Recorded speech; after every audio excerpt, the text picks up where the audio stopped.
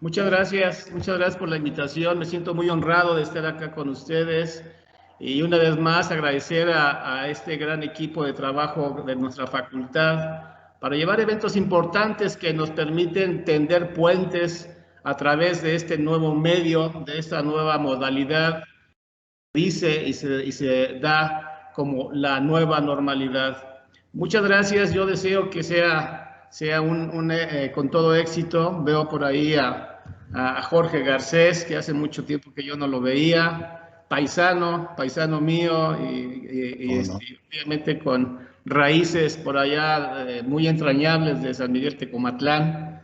Muchas gracias, Jorge, por estar en este magno evento. Agradezco, como siempre, a nuestros docentes, a la maestra Laura Ponce, que es siempre muy entusiasta en este tipo de eventos, a mi amigo Enrique Lorán, a su hermana Leti Lorán, a mi subdirectora académica, Mari Carmen Hernández, que siempre está al pie del cañón en estos eventos que nos permiten enlazar y crecer de una manera sensacional en beneficio del elemento humano más importante de nuestra institución, que es el estudiante. Muchas gracias. Yo deseo que sea un evento exitoso y yo estaría muy al pendiente de este desarrollo para poder culminar con éxito su evento. Muchas gracias, deseo de corazón que todo les salga muy bien y muchas felicidades. Enhorabuena y por ahora los dejo trabajar porque ya entiendo, están ansiosos de iniciar las actividades. Muchas gracias a todos ustedes. Un gran abrazo. Gracias, Marco. Pues damos inicio formalmente a este foro. Le pediría a todos los estudiantes que pudieran apagar su micrófono y su video para poder tener mejor presentación del foro. Este es el segundo foro que organiza la Facultad de Contaduría y Administración de la Universidad Autónoma del Estado de México a través de la Subdirección Académica y el Cuerpo Académico Productividad Organizacional, con el tema Perspectivas Económicas de México en tiempos de pandemia, que pretendemos sea una charla coloquial entre los participantes, ninguno de los cuales es economista, pero sí experimentados empresarios y académicos en el área de negocios. La pandemia ha trastocado nuestras vidas y esto incluye necesariamente la vida económica, social y política de nuestro país. Aunque al término de la misma, todos hacemos votos para que sea rápido, la vida cotidiana continuará y haremos balance de los daños. Y al contrario de las guerras que dejan destrucción por doquier, nos daremos cuenta que nuestro aparato productivo está intacto. Nuestros campos siguen produciendo y nuestra población, al igual que la humanidad entera, se aprestará a enfrentar los retos que se presentan.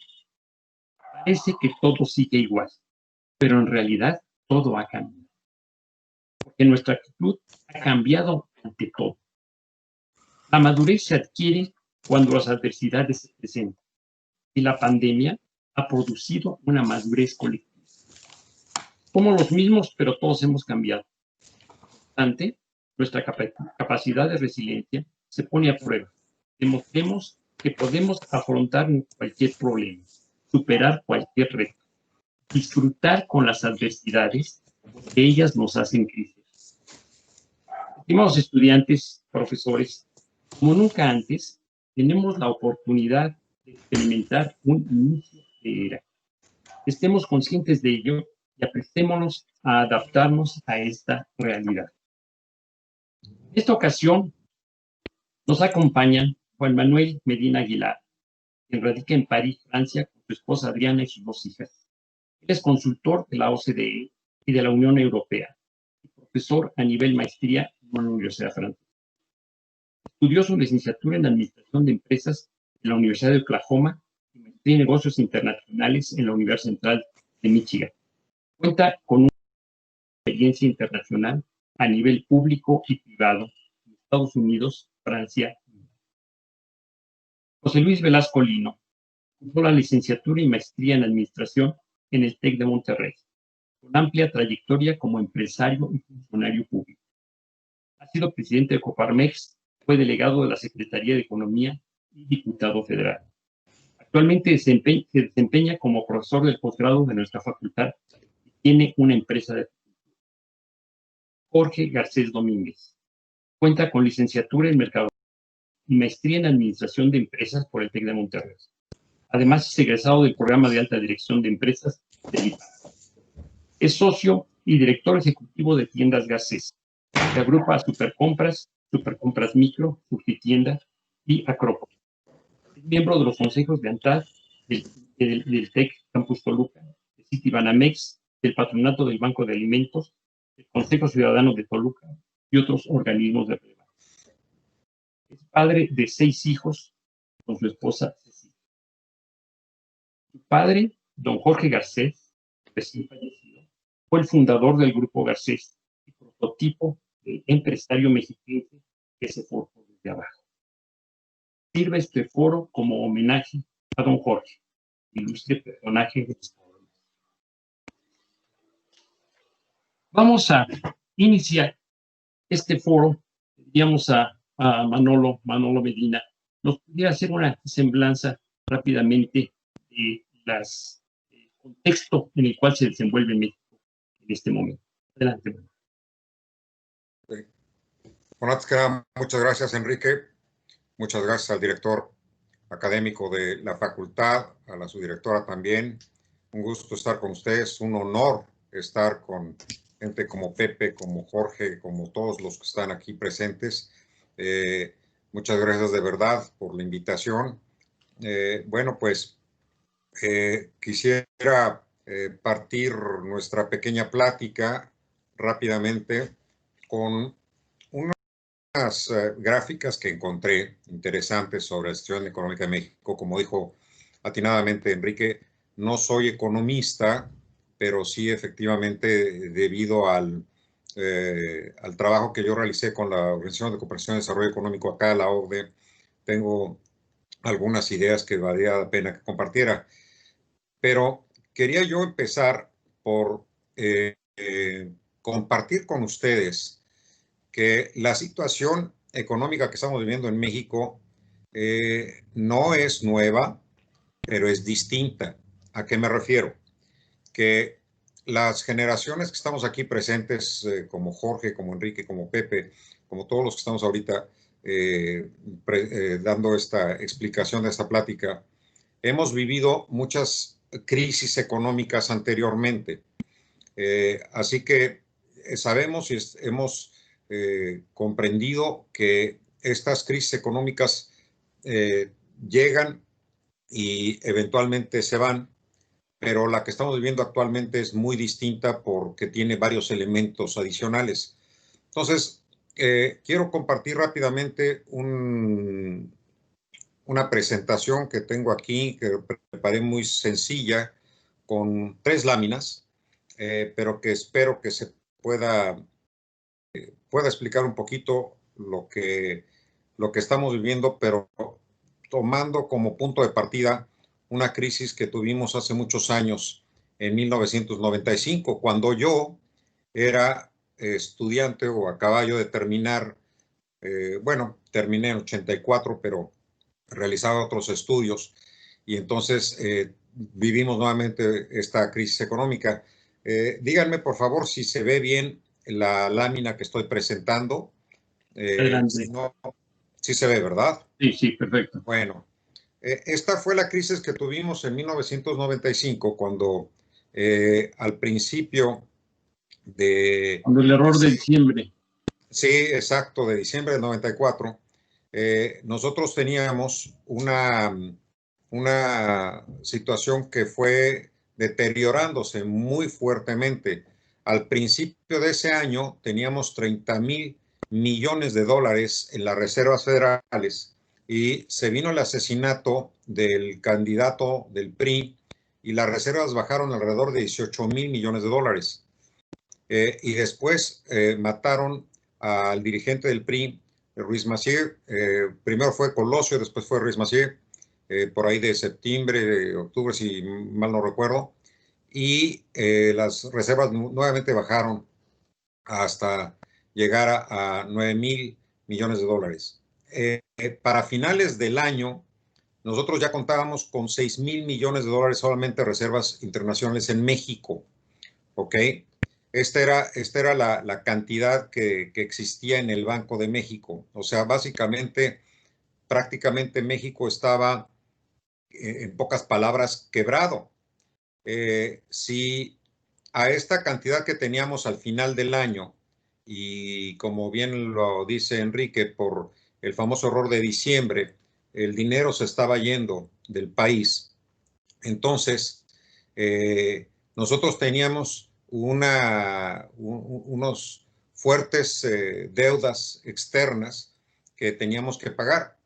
En aquel entonces teníamos un crédito de Estados Unidos de 6,000 millones de dólares, un crédito adicional que se había logrado también de 3,000 millones de dólares, otro de Canadá y otro del Banco de Inversiones Extranjeras de 5,000 millones de dólares y del Fondo Monetario Internacional. En total teníamos para finales, digamos, de 95, principios de 96, tendríamos nosotros, perdón, final de 94, 95, tendríamos nosotros 23,712 millones de dólares, ¿de acuerdo?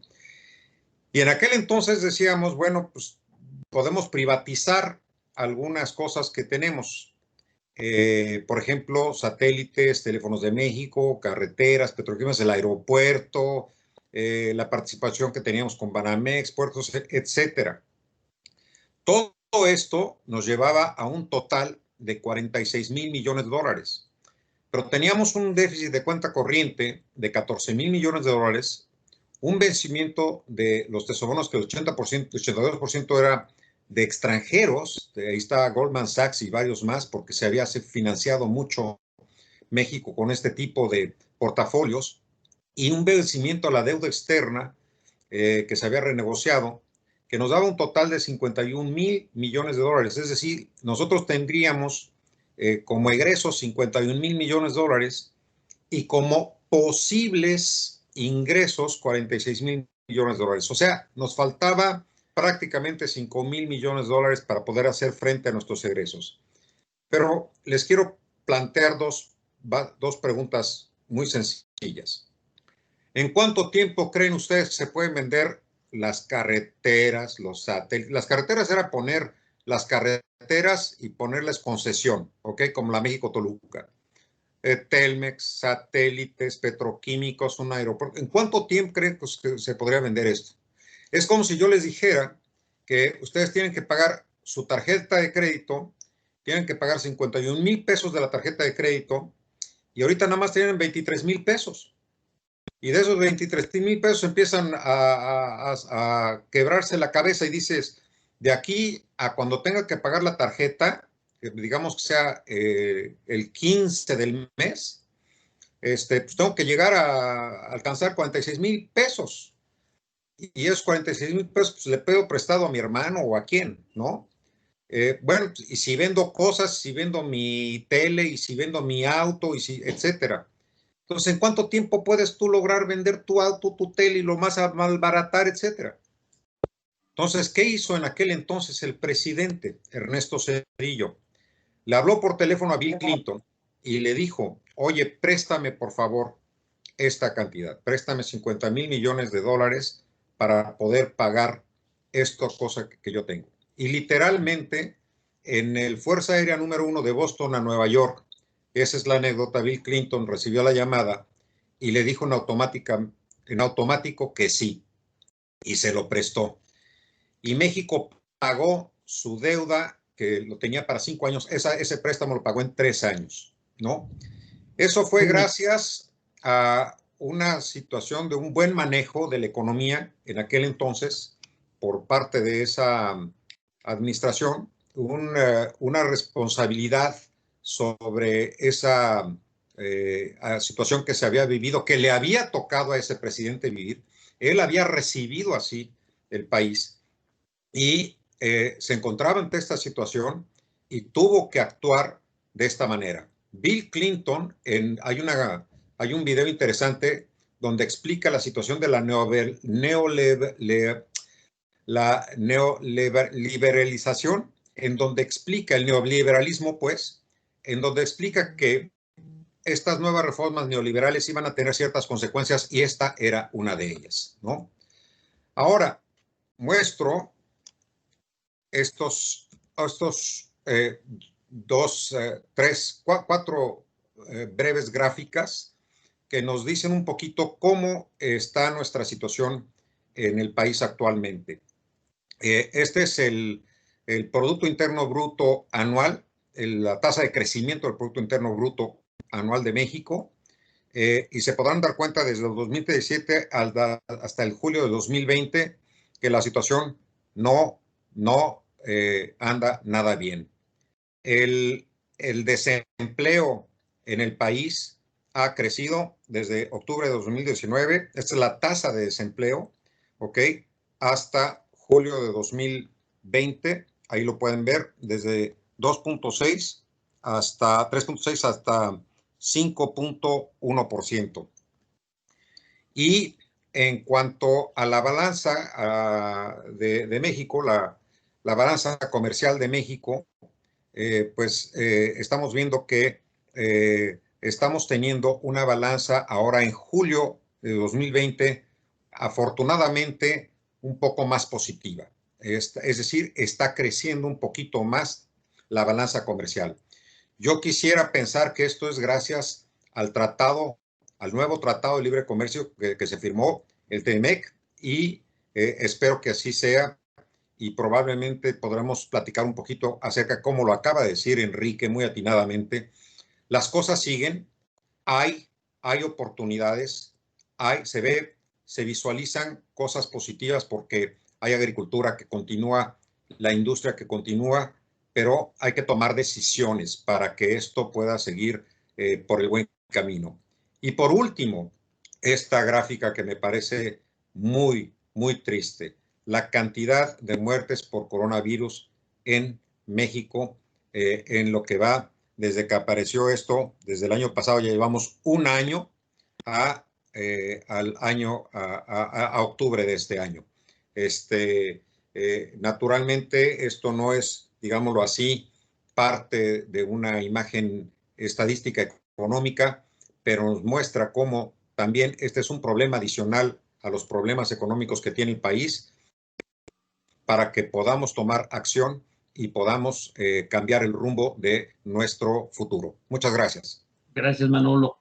Lo que ahí tal vez te faltó decir, Manolo, es que precisamente el 1 de enero del 94 entró en vigor el Tratado de Libre Comercio, el anterior Tratado de Libre Comercio con América, que los empresarios en general se habían endeudado para poder tener una renovación, una actualización de sus maquinarias, poder integrarse a la economía de Estados Unidos y Canadá.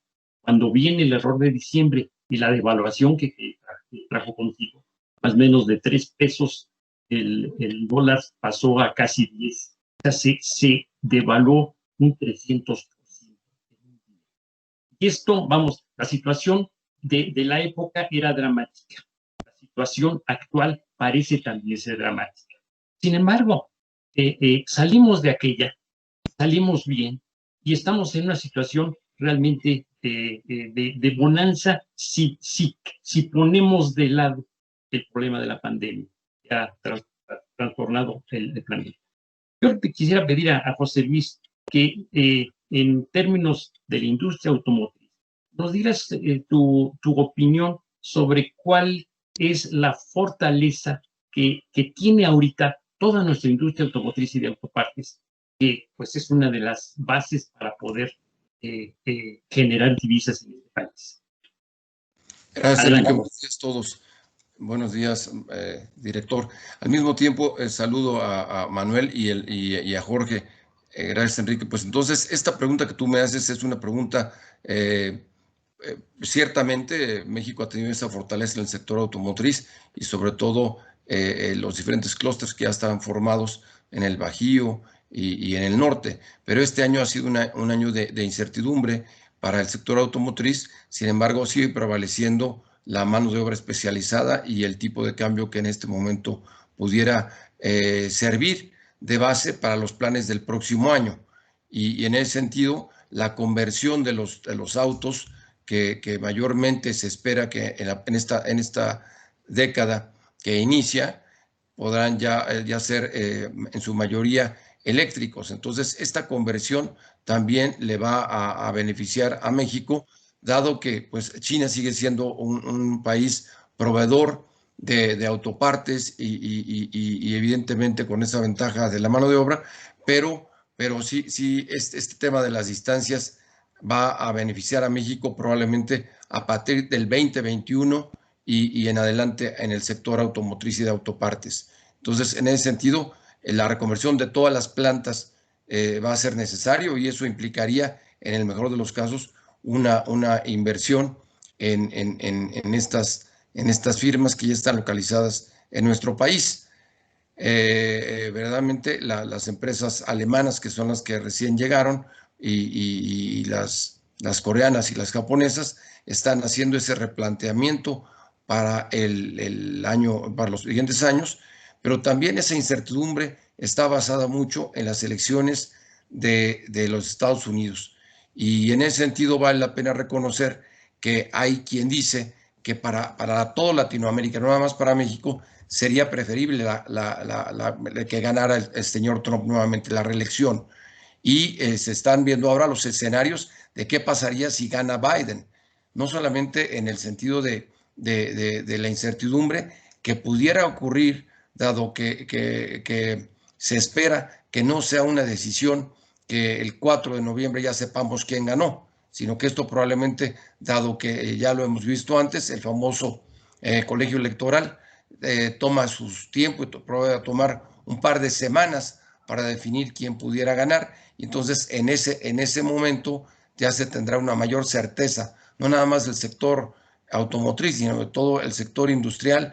Incluso los analistas de bolsa allá en Nueva York están esperando ya 3 tipos de escenarios para cualquiera de los dos resultados. El resultado más cierto es que pronto se sepa quién ganó y quién perdió, y que en ese sentido haya más certidumbre para todo tipo de inversiones, tanto especulativas como las definitivas.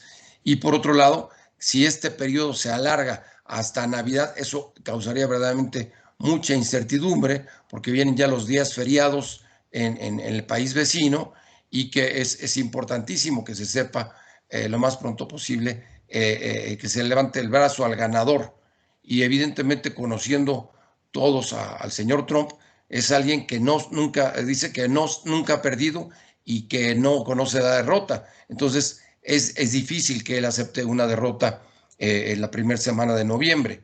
Entonces este ambiente electoral en los Estados Unidos también definirá el rumbo de las inversiones que puedan llegar a nuestro país en todos sentidos y al resto de Latinoamérica. Es cuanto. Gracias, José Luis. Yo creo que marcas puntos importantes. Desde luego es la reconversión de la industria automotriz a la fabricación de autos eléctricos, autos autónomos también. Esta situación va a generar inversiones, o va a necesitar inversiones muy fuertes. Y esto viene aparejado también a la robotización, la automatización de las plantas. Jorge, ¿cómo ves tú el panorama en ese sentido, en cuanto a las oportunidades que tenemos, en cuanto a la forma como debe desarrollarse la industria automotriz? Jorge, adelante. Gracias, Enrique. Pues también agradezco la invitación a la universidad, a todos ustedes, además el gusto de estar con ustedes. Muchísimas gracias. Y bueno, definitivamente yo no soy un experto en el tema, no me muevo en la industria automotriz, pero sí he tenido oportunidad pues de platicar con expertos y en general el panorama que se respira, yo les diría que es optimista. Es decir, si bien las circunstancias económicas del país y del mundo no son nada favorables, como lo muestran las gráficas que Manolo nos presentó, nada favorables, pues toda crisis trae oportunidades, ¿no? Y es un hecho que a veces las crisis presentan panoramas que nunca se habían visto y eso abre posibilidades. Yo cuando platico de esto les pongo un poquito como ejemplo, pues un tsunami, ¿no? Llega una gran ola, pero gigantesca ola, que arrasa con todo, pero al mismo tiempo que arrasa con todo, de pronto deja sobre la arena pues cientos de pescados que eran peces, pero ya son pescados, ya están ahí al alcance de todos, y que son oportunidades. Si la ola nos agarra abajo pues nos da una revolcada de aquellas terribles y en una de esas desaparecemos. Pero si la ola nos agarra arriba, pues no solamente nos podemos salir adelante, sino incluso nos puede dar un impulso inimaginable. Así son todas las crisis. De hecho, creo que alguien comentaba que crisis en latín significa decisión, significa tomar nuevos rumbos. Y bueno, escuchando a los expertos en la industria automotriz, ellos decían, mira, las circunstancias de hoy de Estados Unidos con respecto al mundo y muy en particular con respecto a China, pues no son favorables. Vamos, entre ellos la relación comercial no es nada buena, se han tensionado mucho las relaciones y naturalmente Estados Unidos está buscando alternativas, ¿no? Alternativas de proveeduría. Y también lo comentaba Pepe, pues aquí el proveedor natural de Estados Unidos hemos sido pues, siempre México.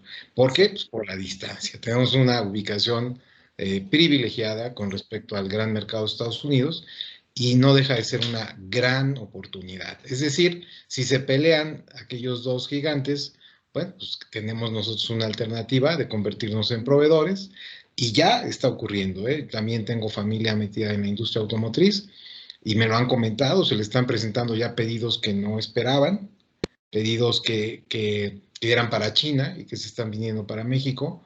Entonces, yo creo que por ese lado hay una oportunidad. Sin embargo, los chinos tampoco son tontos de ninguna manera y yo diría más bien son muy hábiles. Y leía en el periódico hace una semana que la llegada de empresas chinas a México se está disparando. Obviamente. Dicen, bueno, pues si se pelean con China, pues nos hacemos mexicanos, ¿no? Se vienen para acá, se instalan y a venderle a Estados Unidos. Entonces, bueno, ya nos tocará o ya les tocará a la industria automotriz mexicana enfrentarse a la industria china en territorio mexicano. Creo que los mexicanos tenemos con qué salir adelante, lo han demostrado. La verdad es que la industria automotriz mexicana es un orgullo. Tenemos verdaderos especialistas de la industria, obreros que no lo eran y que hoy son muy especializados. Entonces, no creo que lo debemos ver, sí lo debemos ver con optimismo. Hay una gran oportunidad, pero hay que estar preparados porque definitivamente el industrial que no tenga los estándares de calidad y los precios, o sea, costos, productividad suficiente para competir con los chinos en territorio mexicano, van a desaparecer o se van a tener que reconvertir a alguna otra industria porque pues ya los van a tener aquí frente a frente. Pero de que hay una oportunidad, creo que sí la hay. Y en otro dato que también escuchaba de un experto, pues sí mostraba gráficas en donde la industria automotriz se ha venido para abajo, pero ya se está recuperando y tarde o temprano se va a recuperar en un nivel más favorable. Todavía no llega a los niveles óptimos, por supuesto, y probablemente nunca más va a llegar a sus puntos, digamos, de apogeo, porque por otro lado se está dando también un fenómeno, es decir, el mundo está renunciando al auto. Manolo nos podrá platicar, hay experiencias muy cercanas de Europa, pero yo leo desde aquí, desde México, cómo varios países en Europa están renunciando al auto y están ya marcando territorios donde los autos no pueden entrar, aún los eléctricos, ¿eh?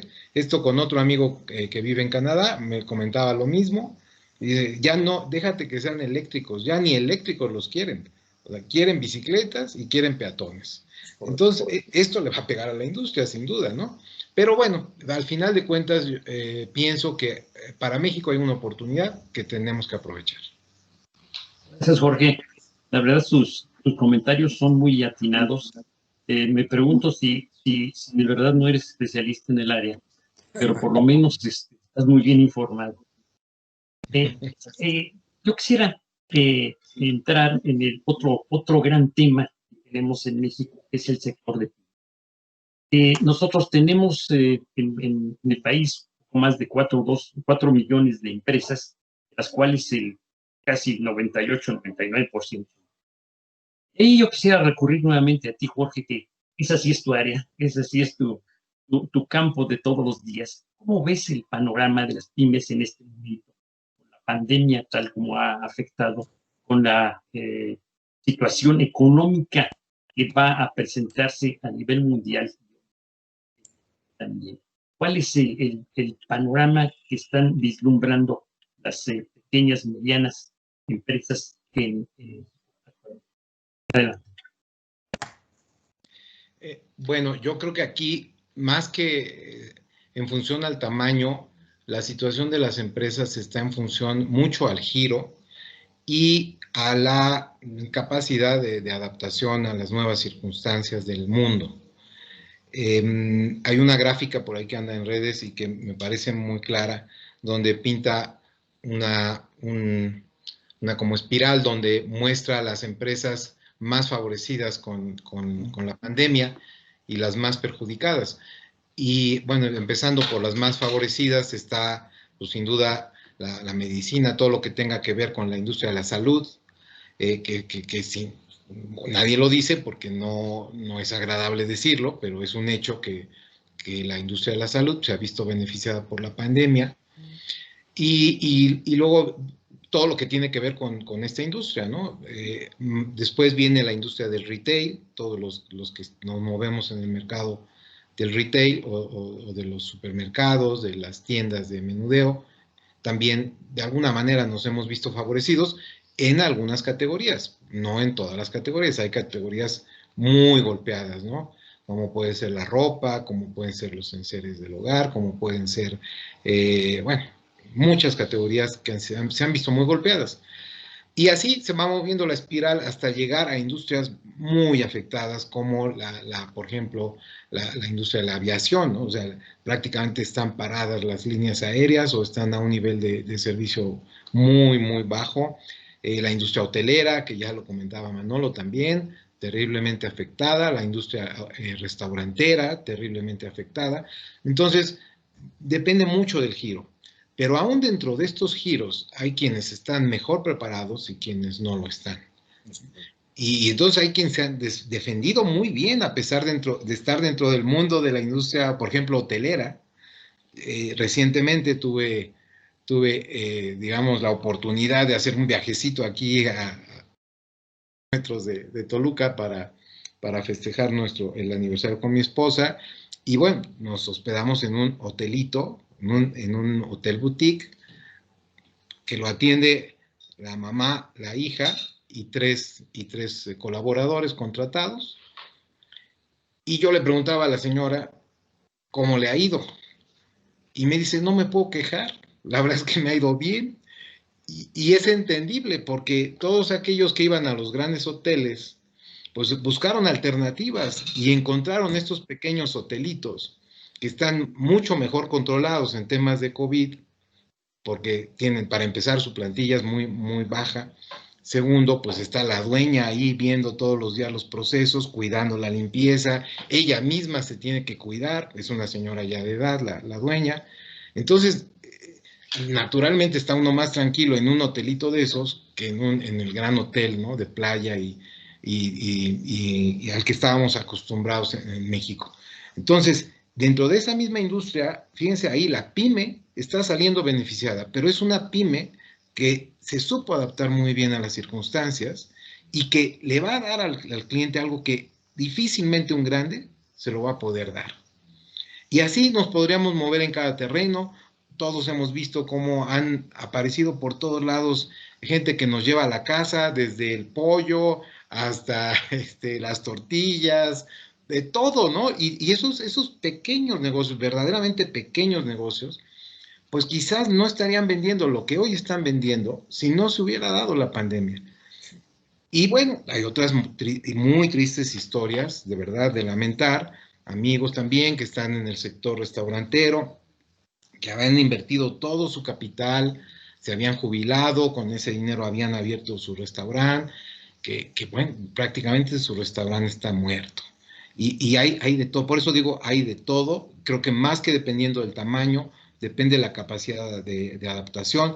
Tenemos al CEA, el grupo restaurantero más grande de México, quizá de Latinoamérica, prácticamente quebrado. Tenemos Cinemex, Cinépolis, empresas mexicanas que están también pasando momentos muy difíciles. Entonces, aquí más bien depende de cómo nos adaptemos a esta crisis, el cómo nos va a ir. Gracias, Jorge. Los comentarios son definitivamente interesantes, sobre todo por esa capacidad de adaptación, esa versatilidad que tienen las pymes, que en un momento dado van a poder modificar su giro, cambiar su giro, adaptar su giro. Pero esto indudablemente les va a dar la capacidad de supervivencia. En muchos casos, no solo supervivencia, sino de éxito. Efectivamente han surgido muchas otras empresas que están haciendo actividades que no se tenían. De la misma manera, hay otras que están quebradas, queda clarísimo. Hasta antes de la pandemia, las pymes generaban casi el 78% de los empleos de este país y contribuían al 56% del PIB. Entonces, es realmente un sector muy fuerte, tal vez atomizado, tal vez con una dispersión muy grande, pero indudablemente que es un sector que sigue pesando en la economía del país.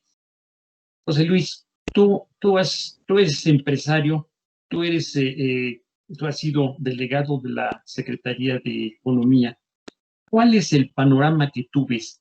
¿Cuál es efectivamente esa capacidad de adaptación que pueden tener? Ya lo dice muy bien, Jorge, depende de qué actividad, en qué actividad esté yo desarrollando.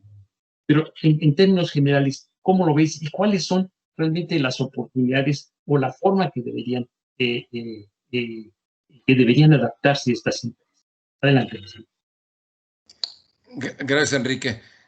Mira, daré un dato relativo a las pymes, como tú bien tienes el dato de cerca de 4,5 millones. Sin embargo, dada esta situación, este año las pymes pues han sufrido una contracción. Algunas, se estima que el 15-20% de las pymes no sobrevivieron ya estos 7-8 meses de la pandemia, pero como bien decía Jorge, esta espiral de la cual está sectorizada, de que hizo una empresa de consultoría, dependiendo del sector en el que están, han podido sobrevivir. Y debo decir que si de por sí se decía que el 45% de las pymes de nuestro país estaban en el norte, el otro 40% en el centro y el restante están en el sur del país, en el sureste. Pero mucho depende también del giro, como decía Jorge, el famoso turismo rural. Es un término acotado en Sudamérica, pero es justamente, entiendo que es la práctica que hizo Jorge, de alojarse vamos a decir, en un hostal, no es una casa de huéspedes, pero sí es un hotel boutique de los que ya operan en el sur del estado, tanto en Malinalco, en Ixtapan de la Sal, en Tonatico, en Valle de Bravo, y estos destinos del hotel boutique, donde es un hotel muy confortable, con todas las medidas de seguridad, pero es hoy en día una gran competencia a las grandes cadenas hoteleras que evidentemente tuvieron que cerrar por más de 6 meses en todo el país. Entonces, en ese sentido, esa pyme turística que tiene de 5 a 15 habitaciones y que tiene su lugar de su restaurante con comida casera, vamos a decir, y que está cerca de un destino turístico en el propio Estado de México, es hoy en día una alternativa. Justamente ayer platicaba con una autoridad ahí de la nueva Secretaría del Campo en el Gobierno del Estado de México y hablaban justamente de alentar el turismo rural para que la gente de la zona urbana del Estado de México viaje a estos ranchos, a estas granjas, a conocer y reconocer cómo ordeñar a las vacas, cómo ponen sus huevos las gallinas y cómo de alguna manera en la vida rural se vive y se ha vivido con menor problemática de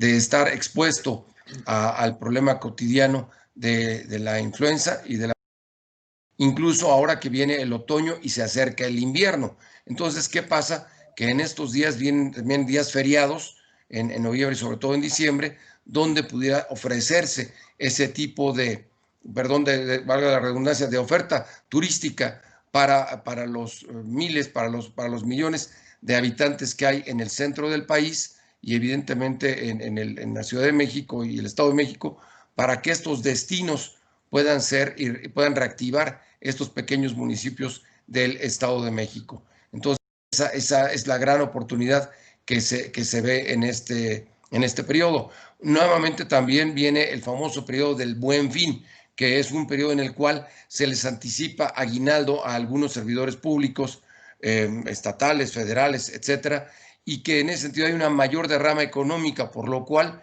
el reto es que las empresas comerciales, que las empresas restauranteras, hoteleras y también quienes venden regalos puedan captar esos recursos que va a haber en exceso en este último trimestre del año para que puedan crecer los negocios dedicados a estos giros, llámese vinos y licores, restaurantes, hoteles y evidentemente los centros comerciales, grandes, medianos y pequeños, que tendrán seguramente una mejor actividad este último trimestre comparado con el resto de la actividad que hubo a lo largo del año.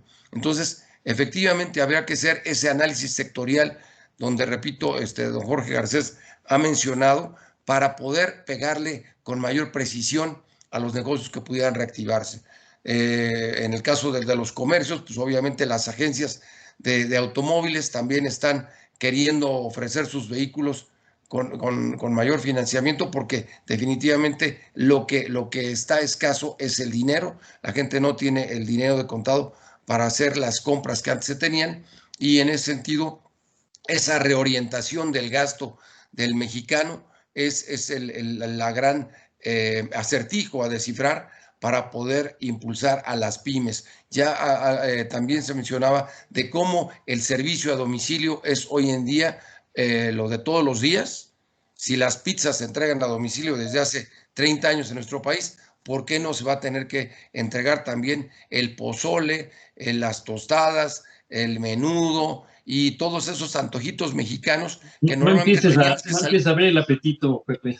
Bueno, es que ya son las 12, son las 12:15 y es hora de almorzar en algunos lugares donde realmente ese sector de alimentos y bebidas puede seguir teniendo un buen momento este último trimestre del año. Entonces, es importantísimo este cambio de giro. Ya lo decía nuevamente Jorge, si nos orientamos hacia vender tapabocas y a vender gel y todos los productos que se requieren día a día para mantener nuestro hogar sanitizado y nuestras manos y demás, entonces en ese sentido es la orientación de la que marcaba esa espiral.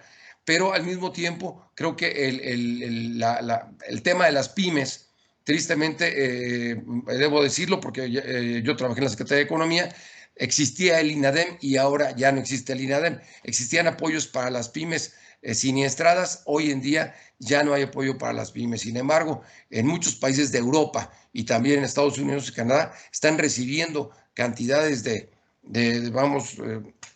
algunos cientos de dólares mensuales a las pymes que de alguna manera están todavía sufriendo estos problemas de la pandemia en Estados Unidos. Incluso en el paquete fiscal que hoy en día se está negociando repito, en aquellos países que ya mencioné, tanto de Europa como de Norteamérica y de Sudamérica, hay paquetes para apoyo a las pymes. Entonces, es necesario reconocer que en nuestro país ese es donde nos duele, que el gobierno está siendo solidario en darle un apoyo, gran, mediano, pequeño, a las pymes, y en cambio en el resto del mundo sí se está dando, sí lo contempla incluso Estados Unidos en su paquete para el próximo año, para reactivar la economía. Y entonces, en ese sentido, una caída del 10% en el PIB en nuestro país sí será una caída dolorosa. Entonces, las expectativas son positivas para un buen cierre de este trimestre, en el sentido de que probablemente no perdamos el 10%, pero tal vez sí el 8% del PIB, la caída para este año 2020. Y sin embargo, la expectativa para el 2021 para muchos sectores sigue siendo positiva, porque se espera una reactivación para el próximo año y tal vez un crecimiento del 0,5% o del 1% para el 2021. Sería cuanto. Muchas gracias. Gracias, José Luis. Creo que es una panorámica muy interesante. Yo quisiera pedirle a Manolo que muy brevemente nos dijera qué está pasando en Francia, de qué manera se está apoyando a las pymes, cuál ha sido los mayores problemas que están sufriendo este tipo de empresas. Muy brevemente, Manolo, por favor. Pequeña y media empresa. Así es. Bueno, antes que nada me gustan mucho las intervenciones tanto de Jorge como de Pepe, muy atinadas, se complementan mucho las dos visiones de manera muy interesante. Con gusto ahorita comento al respecto del caso de Francia. Tiene mucha razón, Pepe. Acá yo lo estoy viviendo, lo estoy viendo. A mí me tocó ver el caso de manera personal porque aquí yo abrí una pequeña empresa, una microempresa, y efectivamente hay una ayuda directa que se generó en marzo de este año de 1.500 euros por microempresa, pequeña empresa, que se generó. A la mediana empresa le dieron 3,000 euros directos. Lo único que se requería era hacer la solicitud. Había un formulario por internet y se hacía la solicitud, y el único requisito que existía era que tu empresa se hubiese abierto antes de febrero de este año, es decir, hasta el 30 de enero. Y solamente hacías tu formulario, llenabas tu formulario, lo subías a la página de internet en el portal que está dedicado para las empresas personales, que se llama URSAF, que es distinto ese portal al de los impuestos de Hacienda. O sea, aquí hay dos áreas, una que es para los impuestos de Hacienda y otro que es para las empresas en general. Y todos tienen sus dos campos de acción. Con este apoyo de 1.500 euros, que se podía posteriormente hacer una segunda solicitud de acuerdo con ciertas condiciones específicas. Como dice Pepe, los empresarios podían sentir algo de apoyo de parte de su gobierno. Ahora, es importante comprender varios aspectos. 1.500 euros para ciertas empresas no es nada. Era prácticamente para pasar el mes de marzo. Y esto duramos confinados hasta mayo. Por eso había una segunda oportunidad. En esa segunda oportunidad se subía a 3,000 euros, pero no todos lo tenían. Por otro lado, 1.500 euros para otro tipo de empresarios, los pequeñitos, era un verdadero algo refrescante, un aire refrescante, porque finalmente pues no iban a recibir nada de dinero.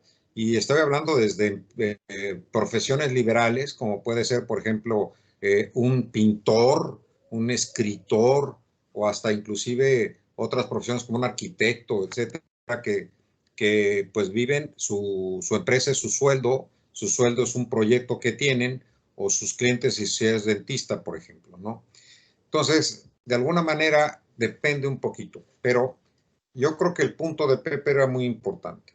¿Cómo se le está apoyando a las empresas? Ahora, yo quiero traer rápidamente, con esto trato de terminar para que no me extienda más, el ejemplo que yo di en la vez pasada en el foro anterior, en el cual yo explicaba estos apoyos es como una especie de cilindro que se le da a la empresa, ¿ok? Y están tanto los apoyos de los gobiernos municipales, federales, estatales, las instituciones regionales, los organismos internacionales, y que de alguna manera, si vemos cómo estos apoyos le llegan a la empresa, y todos estos apoyos están alrededor de la empresa, los que están más cerca de la empresa son los locales, el gobierno municipal, las universidades, esos son los que están más cerca.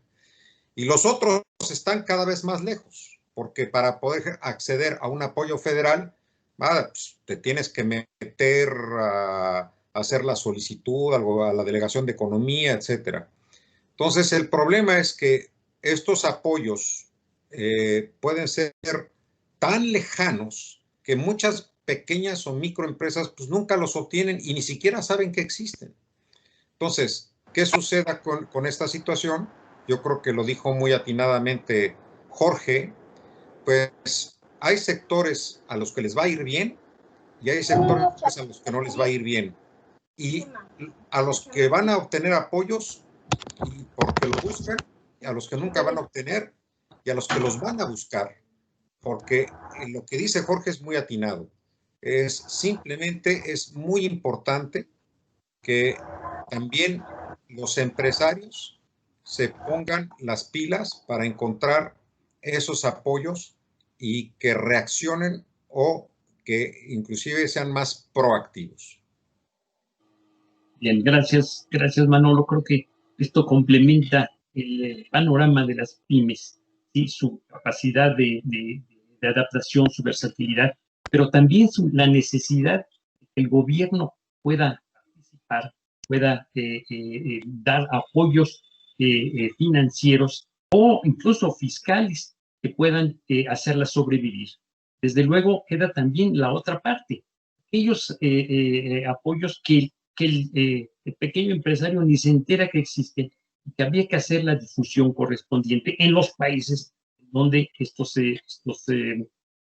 organismos operan. Gracias Manolo. Vamos a abordar ahora un tercer tema, que es el sector energético. Y uno de los grandes generadores de divisas que ha tenido México por muchos años ha sido el petróleo.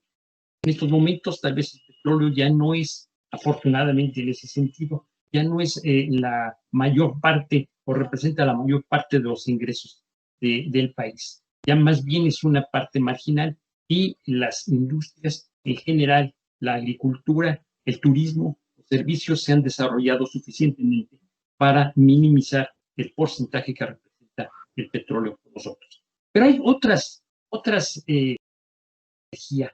En este momento y dadas las características que se están teniendo a nivel mundial de calentamiento global, de contaminación, etcétera, es necesario explorarlas. Manolo, tú mismo, tú tienes una gran experiencia, sobre todo en energías limpias. Voy a dejar de un lado ahorita el petróleo, todos lo conocemos, creo que es un aspecto que habría que valorar hasta dónde va a seguir siendo una buena fuente de divisas y de generación de empleos. Pero las energías limpias son definitivamente algo que a nivel mundial se está desarrollando y que en este momento debería considerarse seriamente. ¿Qué pasa en Europa con esto? Brevemente, Manolo, ¿qué podrías aportar en esto?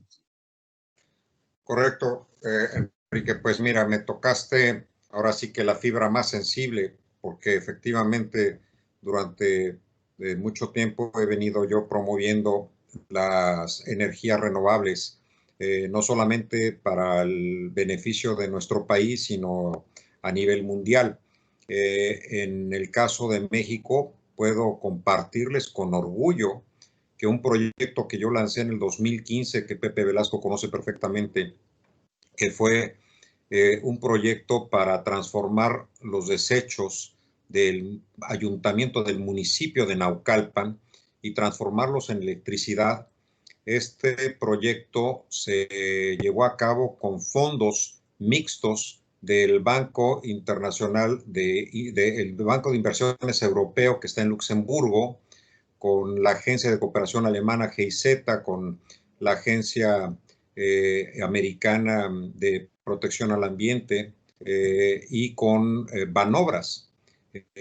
Participó la Secretaría de Economía, la Secretaría más bien de Finanzas, la Hacienda, la Secretaría de Medio Ambiente, donde yo colaboraba, y la Secretaría de Economía.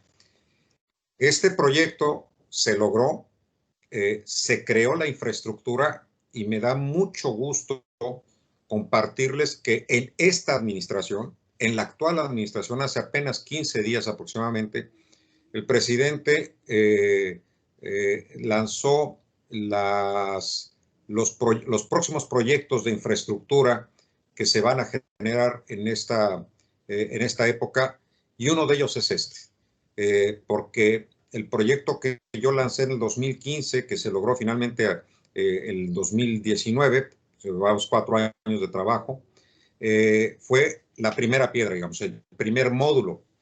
Y el segundo módulo, que abarcaría una mayor capacidad para traer estos desechos y reconvertirlos en electricidad, se va a dar ahora con el anuncio del presidente, y va a participar el sector privado.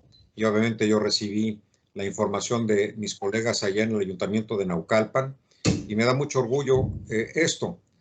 Sin embargo, también, por eso menciono que es algo que me tocaste la fibra sensible.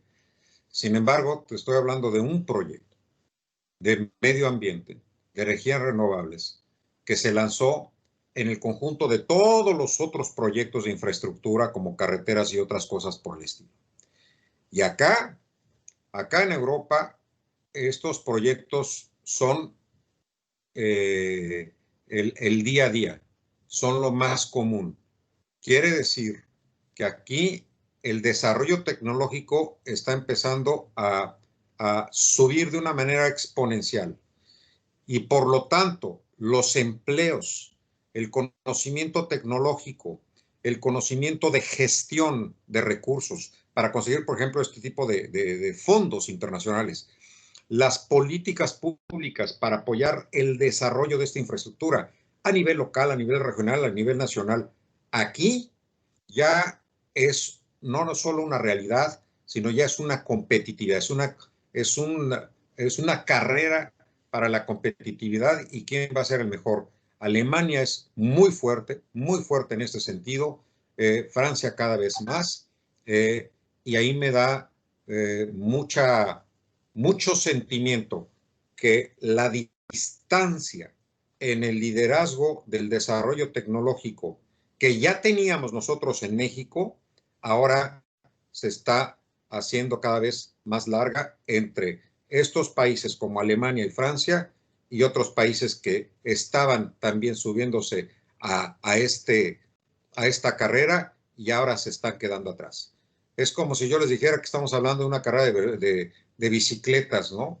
Como el Tour de France, y de pronto vemos que íbamos bien con ellos, porque así es como ya teníamos las nuevas reformas en el sector energético, y de repente nosotros empezamos a frenar nuestro desarrollo en ese sector, pero estos no, estos están en el sprint, y me apena mucho ver que este gap se está generando, y que espero que en estos próximos años el gap no sea ya irremediable para que perdamos una competitividad que ya teníamos. Gracias Manolo. Definitivamente creo que este es un punto medular en el manejo de la energía.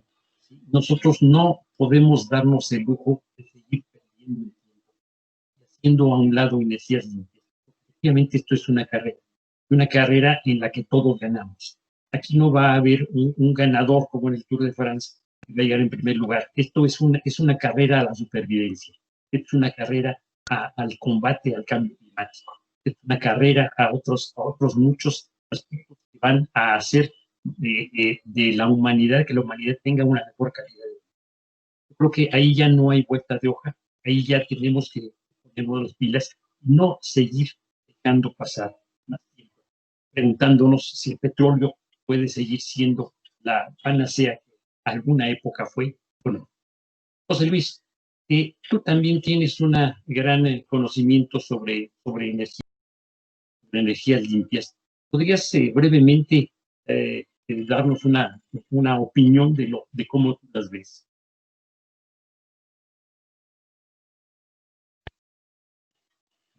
No se escucha. Perdón, Enrique, muchas gracias. Es una pregunta muy difícil de contestar, dado que justamente en este presente año hemos visto cómo el gobierno federal le ha dado, ha reformado el sector energético, pero justamente para eliminar la competencia y para mantener los monopolios de Pemex y de la Comisión Federal de Electricidad. El señor Bartlett ha sido un gran actor y en ese sentido, incluso los resultados en la Bolsa Mexicana de Valores de las empresas energéticas, que las pocas que cotizan, están por los suelos. Realmente se ve difícil el panorama del sector energético. Incluso empresas, sobre todo americanas y europeas, que le apostaron a la reforma energética, al tema de gas y de petróleo, están un poquito inciertas del futuro que vendrá para nuestro país en este sector. Yo me refiero al sector gas y petróleo, incluso en el tema de la cogeneración.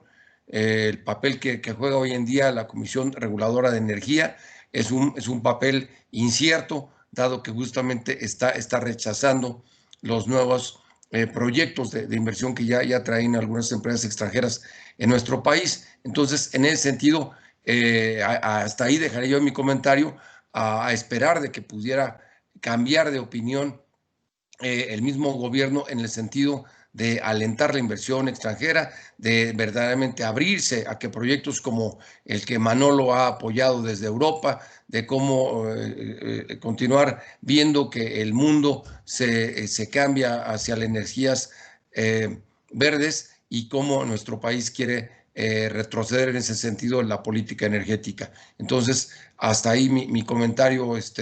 Perdón, Enrique. Muy amable, José Luis. Jorge, ¿tienes tú algún comentario a este respecto adicional?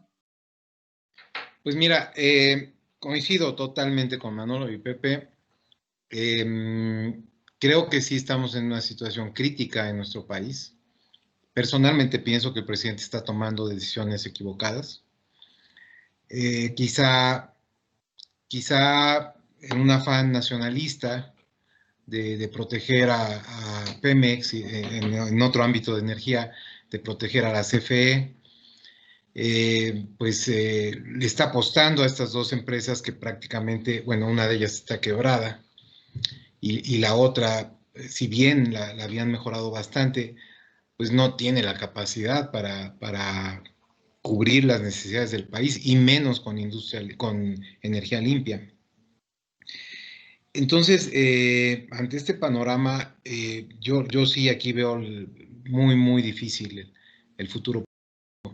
Claramente lo dijo Manolo, o sea, veníamos punteando, veníamos en caballo de carreras, nos bajamos y nos subimos a un burrito, ¿no? Y pues los punteros ya se nos fueron. Y todo por apoyar a la industria nacional. Entiendo, el nacionalismo es una virtud que hay que cultivar, sin duda.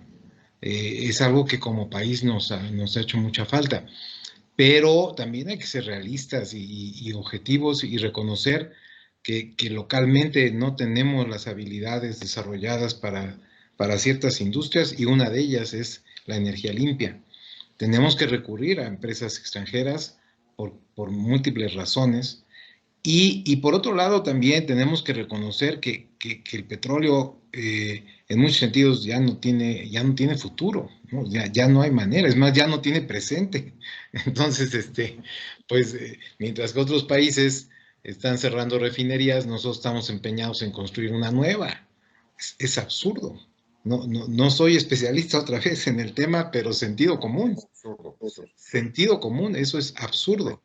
Entonces, esto nos coloca en una posición aberrante en el mundo, que ojalá, como comenta Pepe, alguien pudiera, pues, plantear otro panorama en el país y cambiar el rumbo que hasta ahora se ha marcado. Nosotros, como empresa, estábamos ya muy entusiasmados con invertir en paneles solares en varias de nuestras tiendas, y hemos tenido que dar marcha atrás. Es decir, ya a varios proveedores les dijimos, pues, ¿saben qué? Por el momento no le vamos a entrar porque el panorama se ve muy incierto. Nos puede salir el tiro por la culata en aras de meternos a generar energía, bueno, a utilizar energía limpia y tratar de ahorrar, pues nos puede salir peor. Al rato, dados las decisiones que se están tomando en el gobierno, pues no solamente no vamos a ahorrar, nos puede salir incluso más caro. Entonces, ninguna empresa en su sano juicio va a invertir en energías limpias si le va a salir más caro, ¿no? Entonces, sí se ve complicado. Gracias, Jorge. Creo que con esto redondeamos el panorama de lo que requiere el país en materia energética. Hay otro gran rubro que nosotros debemos de abordar, de analizar con mayor detenimiento, que son las remesas, de aquellas cantidades que nuestros paisanos, principalmente en Estados Unidos, están enviando a sus familias. Hay poblaciones completas, regiones completas, la remesa es una suerte de equivalente a los programas sociales que está teniendo el gobierno. Simplemente para dar algún dato, el presidente López Obrador anunció que para el 2020 habría una bolsa de 447,000 millones de pesos para programas sociales, para apoyo a una serie de comunidades. Las remesas en 2019 llegaron a 36,048 millones de dólares. Esto es casi 780,000 millones de pesos.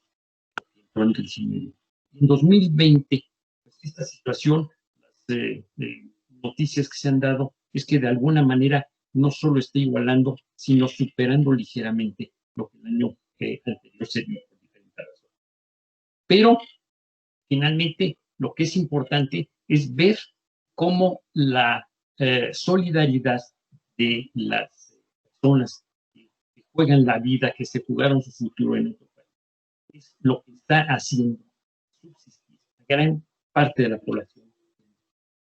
Yo quisiera abordar este tema. Tú tal vez lo veas, Jorge, en términos de la capacidad del potencial de compra que tienen muchas personas, porque acuden a las tiendas de abarrotes y demás que tienen ustedes en diferentes países. ¿Cómo ves ese panorama de las remesas? Mira, definitivamente las remesas son como agua fresca para el sediento, ¿no? Nos vienen a levantar en momentos difíciles nuestros paisanos, tanto a nivel familiar como a nivel nación, ¿no? Es la solidaridad del mexicano que tanto nos ha caracterizado y el valor de la familia que afortunadamente todavía está muy enraizado en nuestro pueblo, ¿no? Y entonces nuestros paisanos pues nos apoyan cuando la situación está más complicada. Y no dudo que a cambio de sacrificios, ¿eh? Yo creo que hay mexicanos que allá están comiendo menos, viviendo con más incomodidades, con tal de mandarles un poquito más dinero a su familia aquí en México. Eso sin duda es una virtud. Pero de ahí a decir que es un logro del país, pues de ninguna manera. O sea, eso es un logro de nuestros paisanos que están fuera del país. Y es una tristeza que nosotros como mexicanos en nuestro propio territorio, pues no seamos capaces de generar la economía que requerimos para salir adelante. Bienvenida a las remesas, por supuesto, sí se nota cuando hay un aumento de remesas en el país.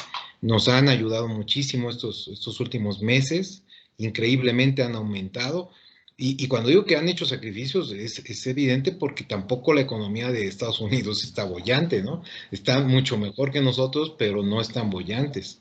Entonces quiere decir que allá también la están pasando difícil y sin embargo, pues el índice de remesas aumentó los últimos meses, ya disminuyó un poquito estos últimos días, pero aumentó.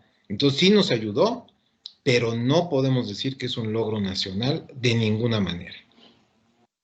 Gracias, Jorge. Estudios de años anteriores comentan que la cantidad de ingreso, el porcentaje de ingreso que enviándose a los paisanos, a sus familias, podría estar entre un 8, 10, 12% de su ingreso total.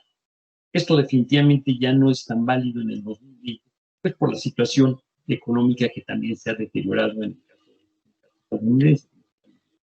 Sin embargo, aquí viene una reflexión interesante, porque si los paisanos están enviando un 12, un 15% incluso de sus ingresos a las familias, hay otro 85% que está allá.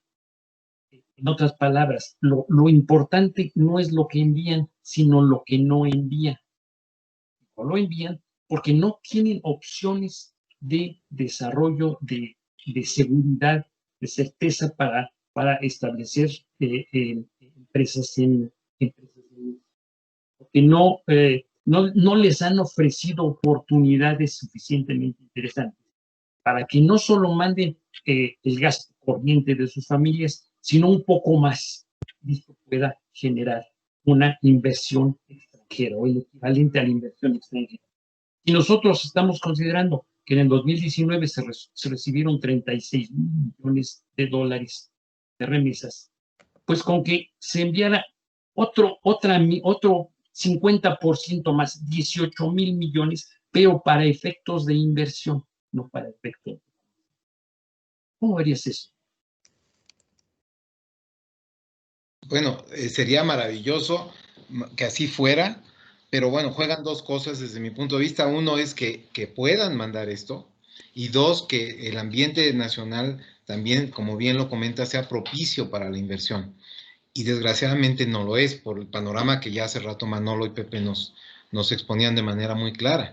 Es decir, si no hay una política de apoyo a las pymes, ¿cómo se van a abrir pymes? Es decir, yo hablaba de que hay una gran oportunidad, hablaba de que hay que estar listos y hay que estar dispuestos al cambio para aprovechar las oportunidades. Pero bueno, eso es algo que se le exige a cualquier emprendedor, a cualquier empresario. Es decir, eso es una virtud que los empresarios tenemos que desarrollar si es que queremos sobrevivir, ¿no? La capacidad de adaptación y la capacidad de aprovechar las oportunidades que se presentan. Pero también el entorno juega un papel importante. Qué bonito panorama nos comentaba Manolo allá en Francia, donde se promueve la creación de empresas, se apoya, se respalda, y en este momento en el país esto no se esté dando, porque los empresarios, sobre todo las pequeñas y pequeñas empresas, micro, pues van contracorriente. Es decir, hay dos caminos para todas las empresas en México: el formal y el informal. Para los que queremos ser formales y queremos pagar nuestros impuestos como se debe y estar a la luz y tener nuestra conciencia tranquila y dormir tranquilos, es ir contracorriente. Porque realmente ser una empresa formal en México es un acto de heroísmo, de verdad. Miren, les platico rápido, hay una pequeña empresaria aquí en el Valle de Toluca que hace unas velas y veladoras muy bonitas, pero a nivel artesanal. Siempre las ha vendido en el mundo de informal y pues le ha ido bien, pero siempre en el mundo informal. Cuando yo conozco sus productos, le digo, oiga, aquí tiene un gran potencial porque sus productos son de excelente calidad. Esto probablemente fue ahí en el primer trimestre del año, y yo le dije, vamos a darlas de alta en nuestras tiendas para que su mercado crezca de manera importante. Tiene usted un potencial enorme, sus productos son muy buenos. Y la señora, bueno, feliz, se empezó a mover, pero bueno, lo primero que nos topamos es que ella no facturaba, ¿no? Todo se mueve en la economía informal. Y yo le dije, no, pues ahí sí no podemos comprarle si usted no se regulariza. Entonces ya empezó su proceso de regularización. Estamos a 15 días menos, a 10 días del Día de Muertos, que es la venta más importante de velas y veladoras, y la señora no puede regularizarse. Es decir, tiene toda la intención de formalizar su empresa para entrar a otras ligas, para tener mayor posibilidades de vender, pero pues es complicado. En México es muy complicado. Esa es una anécdota. Y la otra, muy rápida, nosotros como cadena de tiendas, digamos, visible, pues tenemos inspecciones constantemente. Ahora con el tema de COVID, bueno, no saben, prácticamente una inspección diaria en todas nuestras tiendas digo, no en todas, en una al día, constantemente, que nos están checando para ver que estemos operando de la manera correcta, lo cual está muy bien, ¿eh? Yo no me quejo. Es más, felicito a las autoridades por hacer esto. El problema es la cantidad de negocios informales que hay en la calle y que nadie los verifica, ¿no? Y también negocios establecidos que pueden estar en un local, pero que son informales y que nadie los verifica. Entonces, ese sí contracorriente, es a lo que me refiero. Es decir, de nada sirven que esas remesas lleguen acá si no están las condiciones dadas para que esos inversionistas puedan iniciar sus negocios. Otra anécdota rápida. Nosotros como familia acostumbrábamos ir, cuando los hijos estaban más pequeños, a poblaciones pequeñas en Semana Santa, en misiones, ya saben este tema, ¿no? Y veíamos poblaciones pequeñas, muy, muy pequeñas, aquí en el Estado de México, prácticamente rancherías, pero con unas casas construidas maravillosas de 2 plantas pero algo muy triste, vacías. Cuando empezaba yo a preguntar, oigan, pero ¿por qué estas casas tan bien construidas en estas rancherías y vacías? Nos decían, lo que pasa es que es gente que se fue a Estados Unidos.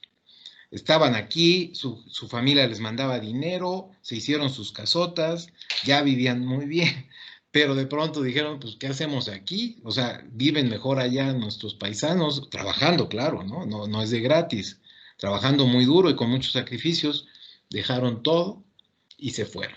Eso es hablando de una casa. Ahora imagínense un negocio que tiene mucho más retos y que hay que ir contracorriente muchas veces, independientemente de las propias turbulencias de la economía que todo empresario está expuesto. Ahora agréguenle el cero apoyo para pymes, ahora agréguenle la cantidad de regulaciones y de exigencias que naturalmente hay que cumplir. No me quejo, qué bueno que nos hagan cumplir con este tipo de regulaciones, pero qué malo que esto no sea parejo, ¿no? Porque ahí es donde empieza uno a competir deslealmente con otras empresas que no están sujetas a estas regulaciones. Entonces, sí necesitamos un ambiente más propicio para la empresa. Gracias. Gracias. José Luis, tú que fuiste delegado de economía, ¿crees que haya posibilidad de cambiar esta política y efectivamente tener un programa de apoyo a las pymes, aprovechar en el mejor de los casos, pero también generar inversión extranjera de otro tipo? Muy brevemente, ¿cómo verías? ¿Crees que las condiciones en el país, vistas desde la Secretaría de Economía, que podría apoyar la Secretaría de Hacienda probablemente también, permitirían tener las condiciones para hacer esto, o definitivamente esperemos a mejor?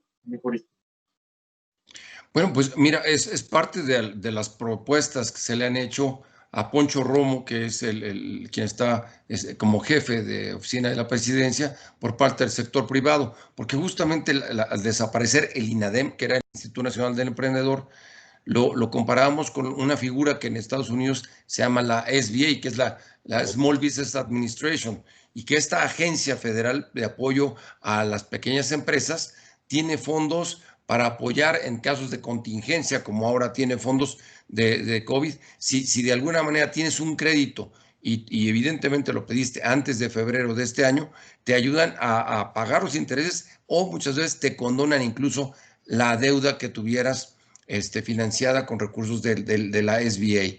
Y, por ejemplo, todos sabemos que muchos de nuestros paisanos o familiares de ellos se han incursionado en el ejército, en el Army, en el Marines, en los Estados Unidos. Bueno, entonces ellos también tienen fondos. Hay un programa que se llama From Boots to Business. O sea, siendo de soldado a emprendedor, les enseñan cómo emprender y cómo poner su propia, vamos a decir, una taquería con una inversión inicial de $20,000. Entonces, ahí es donde la SBA les ayuda a entrar a la formalidad. Caso que mencionaba Jorge muy atinadamente, que aquí vivimos en dos mundos, ¿no? La economía informal, que probablemente rebase ya el 50% de la economía nacional, sobre todo porque cuando hay inspecciones y cuando está el SAT, acude al formal, pero al informal, ahí está. En cambio, acá este programa de la SBA apoya a los soldados, apoya a la gente en tiempo de huracanes, tiene fondos para todo tipo y es algo de lo que hoy en México nos lamentamos. Entonces, ¿qué pudiera existir? Que con fondos, bueno, gracias Manolo, ahí me está ayudando Manolo, te agradezco porque son datos de Banjico, donde nos habla de cómo están las remesas al mes de agosto y cómo se han incrementado un 9% en las remesas en este año, particularmente. Habla también de que el monto promedio de las remesas es de $333 por envío. Hay obviamente transferencias, hay money orders, hay diferentes maneras a través de las cuales siguen enviando dinero nuestros paisanos de aquel lado. ¿Pero por qué? Porque allá ya la población hispana ya se está volviendo emprendedor. No nada más son trabajadores de campo, como originalmente empezó el programa hace casi más de 50 años, pero hoy en día ya son emprendedores, ya tienen todo tipo de negocios, incluso hay allá en California, en la zona del Napa Valley, ya son dueños de algunas bodegas, de empresas vitivinicultoras que ya son propietarios nuestros paisanos. Entonces, verdaderamente ese paso que han tenido de ir labrando la tierra, a ser ya dueños de su propia tierra y estar en el sector agrícola o en el sector comercial y en el sector, evidentemente, las taquerías y todos estos negocios de comida mexicana son propiedad de nuestros paisanos, y entonces ellos destinan parte de ese recurso para enviarlo a sus familiares acá en nuestro país. Entonces, esa cadena, afortunadamente, del emprendedurismo y de los apoyos de la SBA,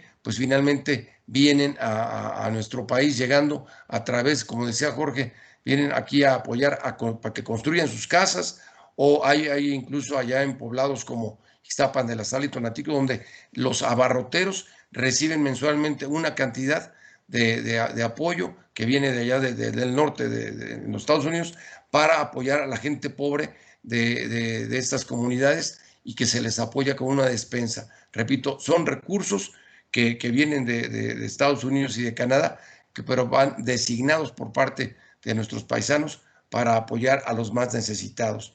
Entonces, en ese sentido, tendría que ser un ente que por parte de la iniciativa privada pueda seguir ayudando a las pymes en sustitución de lo que era el INADEM. Evidentemente, vinculado con la banca comercial, con bancos que apoyan a las pymes, como puede ser Banregio, por mencionar un nombre, y muchos otros bancos que están apoyando a las pymes. Entonces, en ese sentido, sí es necesario que muchas pymes puedan tener ese apoyo, esa capacitación constante, incluso en línea, como debe ser y como se estila ahora mismo, para poder sobrevivir y encontrar. Vuelvo yo al tema de la espiral que originalmente mencionó Jorge Garcés, porque esa espiral es una gran guía que sirve hoy y será vigente el próximo año, de a qué sectores puede una pyme reestructurar y reorientarse hacia un mercado que podrá seguir creciendo. Por decir, hay negocios que dejaron de ser rentables, pues entonces reoriéntate hacia un sector donde sigue habiendo una demanda constante día a día, como puede ser el ejemplo de los alimentos y bebidas en este último trimestre del año, y lo que venga para el año 2021 seguirá siendo el sector salud y el abastecimiento de todos estos utensilios que sirven para mantener la higiene y la sanitización de las casas, de las empresas y de las personas. Sería cuanto, Enrique. Muchas gracias. Gracias, José Luis. Pues estamos llegando al fin de esto. El tiempo ya nos comió. Yo quisiera que pudieran pues darnos un mensaje para los estudiantes respecto al mundo en el que se van a enfrentar en los próximos meses, en los próximos años. Si quieres, comenzamos por ti, Jorge, si eres tan gentil. ¿Qué mensaje podrías decirles a nuestros estudiantes? Enrique, gracias. Mira, yo creo que los jóvenes tienen que ver con optimismo la situación que les está tocando vivir. No es fácil porque, por supuesto, mis hijos lo están viviendo y se están enfrentando a un mundo diferente, como decía Manolo al principio, una crisis diferente. La crisis del 95 fue devastadora para México. Fue una crisis de liquidez terrible, no había dinero, las tasas de interés se fueron al cielo y muchas empresas quebraron, entre ellas la nuestra. Nosotros estábamos técnicamente quebrados, gracias a Dios pudimos salir adelante, pero fue una crisis terrible. Hoy nos enfrentamos a una crisis, no sé, me imagino como que vamos caminando en un valle totalmente oscuro donde no sabemos qué sigue, ¿no? De incertidumbre total. Y la incertidumbre genera mucho miedo y genera parálisis, y eso es malo. Entonces, creo que lo primero es quitarnos de eso y decir, aquí hay una oportunidad. Y no una, hay muchas oportunidades. Y verlo con optimismo. Las oportunidades, como lo decía al principio, están ahí porque la ola llegó y sacó peces del mar y ahora el que se ponga más abusado, pues va a recoger más peces. ¿Cómo podemos recoger esos peces? Adaptándonos a las nuevas circunstancias. Las nuevas circunstancias ofrecen también nuevas oportunidades porque están dejando mercados abiertos, enormes, vírgenes o casi vírgenes. Si nos movemos rápido, nos vamos a meter en esos mercados y nos vamos a meter bien. Los jóvenes no solamente tienen que estar pensando en cómo van a encontrar trabajo, que por supuesto también lo tienen que pensar, sino también en cómo generar sus propias empresas que les abran oportunidad en estos mercados que se están abriendo, que se están presentando vírgenes. Creo que si lo vemos con esa perspectiva de optimismo, de nuevas oportunidades, creo que cambia todo. Lo terrible, creo, es no lo que ocurre en el mundo, sino lo que ocurre en nuestra mente. Es decir, el mundo se puede estar cayendo, pero si nuestra mente permanece abierta, positiva, a encontrar oportunidades, el mundo se está cayendo, pero también están cayendo frutos de los árboles y hay que recogerlos, ¿no? Si al contrario, el mundo está muy bien, está boyante, pero mi mente está negativa y no ve las oportunidades o está temerosa y me paraliza, pues de nada sirve que el mundo esté boyante. Entonces, tenemos que trabajar mucho aquí en el interior, en nuestro interior, y mantener una actitud positiva ante esta terrible situación que es real, tampoco se trata de engañarnos, pero sí de mantenernos positivos. Cómo y el cómo, los cómo, pues ya dependerá de cada quien de sus circunstancias, pero otra vez esta espiral de la que hemos estado hablando nos da un poco de luz de hacia dónde están las oportunidades. El mundo digital está explosionando en todo el mundo. Los jóvenes para eso son muy buenos, mucho mejores que nosotros. Entonces tienen muchas herramientas para entrarle al mercado del comercio electrónico. Ahí hay oportunidades verdaderamente, créanmelo, enormes, enormes. Aquí en Toluca hay una empresa, una startup, que está generando ya aplicaciones digitales a través de un sistema muy, muy innovador, prácticamente tipo Lego, donde a través de bloques logra armar una aplicación. Está ya en este momento exportando a todo el mundo. Lo mismo está vendiendo a Sudamérica, a Estados Unidos, a Canadá, a la India, a Europa, desde Toluca. Y es un chavo de aquí de Toluca. Entonces, las oportunidades ahí están, pero hay que mantenerse positivos. Hay que mantenerse optimistas y no tener miedo. Gracias. Gracias, Jorge. Muchas gracias por esa intervención y ese mensaje tan alentador. José Luis, un mensaje a los estudiantes brevemente. ¿Qué les dirías?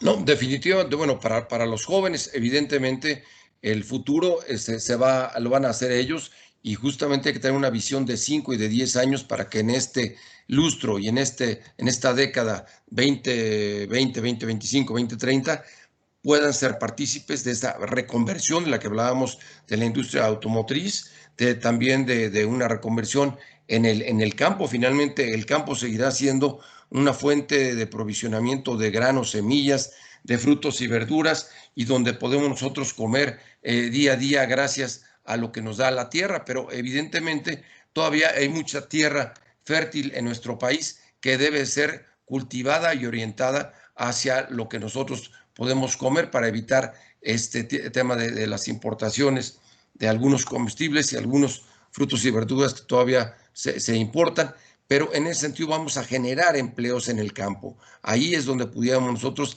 darle valor agregado a los productos agrícolas y también en el sentido de orientarnos hacia los productos que se van a poder comercializar en este próximos 6 meses, que viene el otoño y el invierno, y evidentemente productos de la salud que vienen del campo pueden ser el jengibre, y la cúrcuma. Son dos productos que hoy en día tienen alta demanda y hay escasez en nuestro país. Repito, jengibre y cúrcuma que fortalecen nuestro sistema inmunológico. ¿Qué decir de la miel, del propóleo, del polen y de estos productos que vienen del mundo de la abeja y que verdaderamente nos también fortalecen el sistema inmunológico? Entonces, hay oportunidades de inversión y hay oportunidades porque la gran demanda de estos productos de salud y finalmente de nutrición para nuestro organismo y para fortalecer nuestro sistema inmunológico están en el primer renglón o en el segundo círculo de la espiral que Jorge Garcés originalmente mencionaba y que hoy en día es hacia allá donde siento que debemos reorientar el sector de alimentos y bebidas y en ese sentido la constante será esa, seguir tratando de obtener una mejor alimentación, a propósito de la famosa ley de la nueva de etiquetado que se ha discutido y que se ha implementado en nuestro país, que probablemente no es la mejor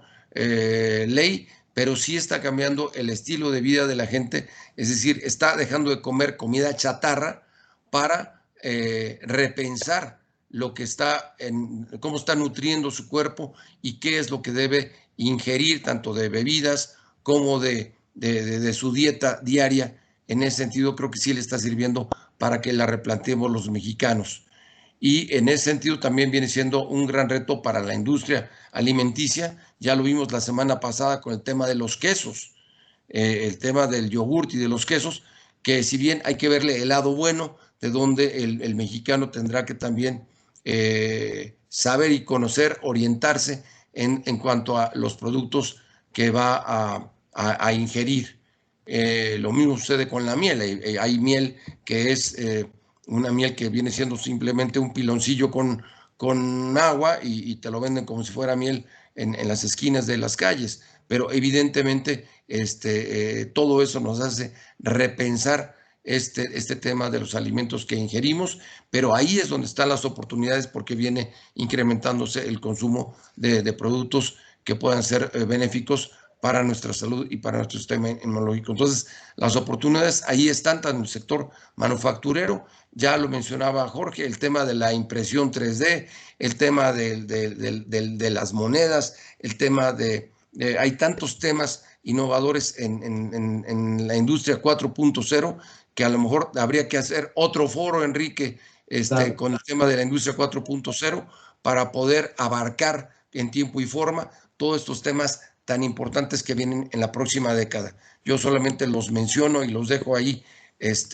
para que los jóvenes los conozcan y vean que verdaderamente hay oportunidades en todos los sectores, pero con una mira de mediano y largo plazo. Que no nos ahoguemos al ver esta situación que está viendo en el 2020, sino levantemos la mira y veamos el horizonte positivamente. En ese sentido sería mi comentario y verdaderamente agradecerles esta invitación a participar en este foro tan importante. Saludos a Jorge y a Manuel Enrique. Gracias, José Luis, me parece muy interesante. Tomamos nota para eso. Venga, Manolo, pues esperamos tu mensaje. Muchas gracias, Enrique. Bueno, jóvenes, si alguno de ustedes estuvieron en la plática anterior en la que yo también participé, al final yo di varios comentarios que espero que hayan sido importantes y les hayan hecho simbrar un poquito su forma de ver la vida actualmente. Yo les comento solamente algunos puntos rápidos.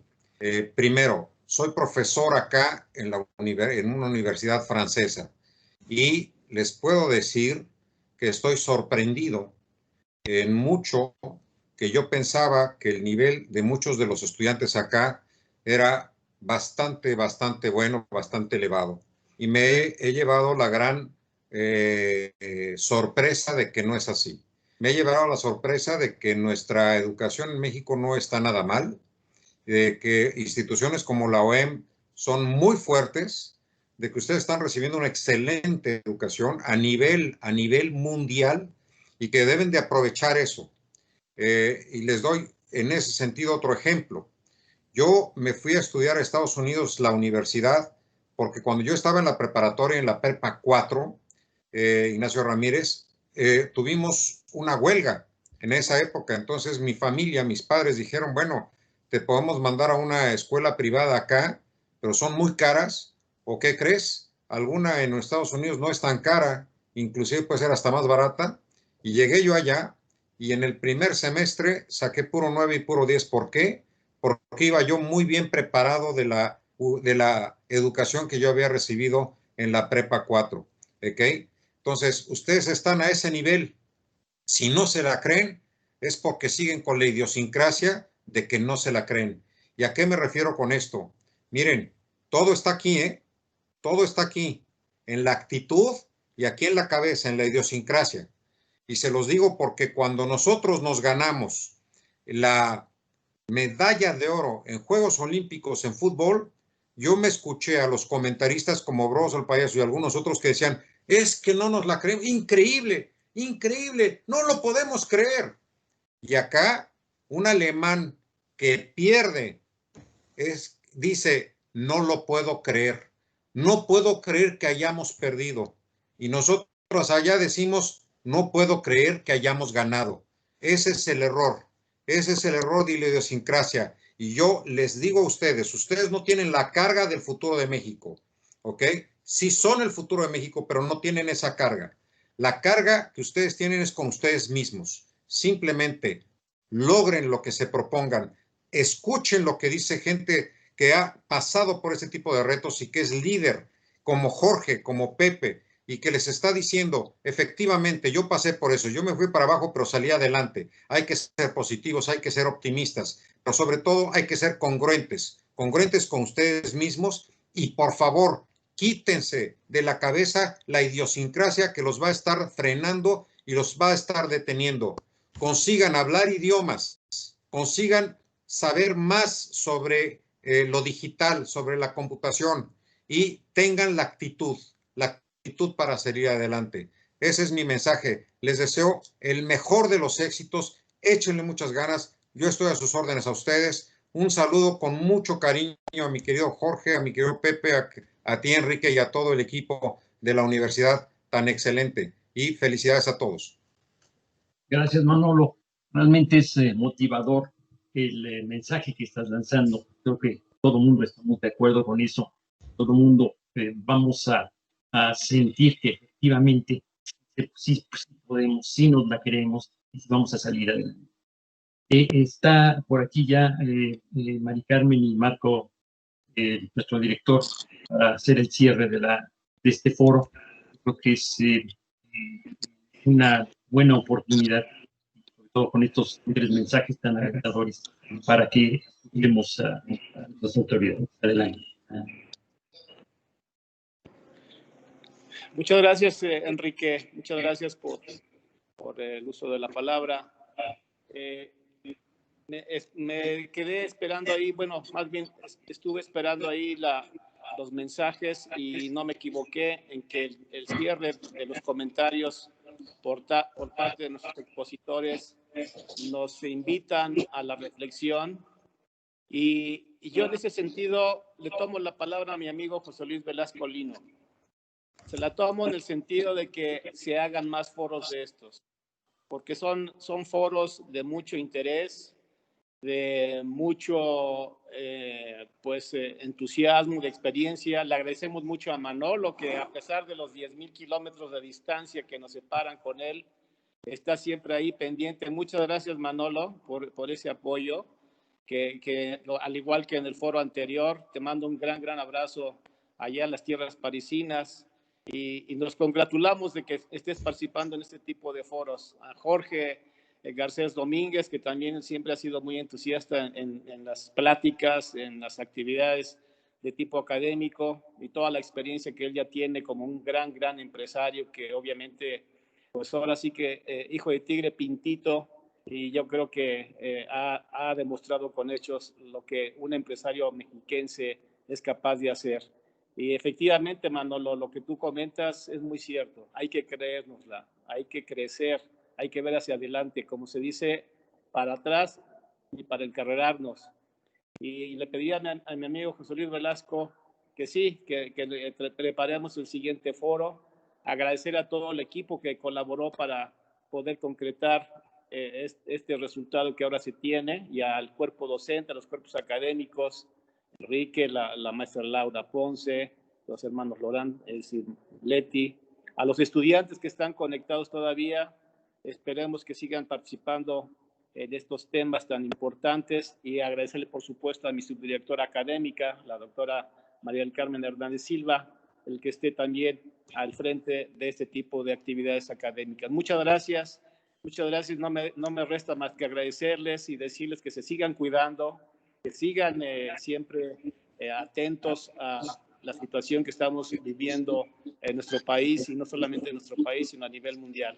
Muchas gracias por la invitación, y seguramente mi amigo Enrique tendrá las últimas palabras para cerrar este foro. Muchas gracias. Gracias, Marco.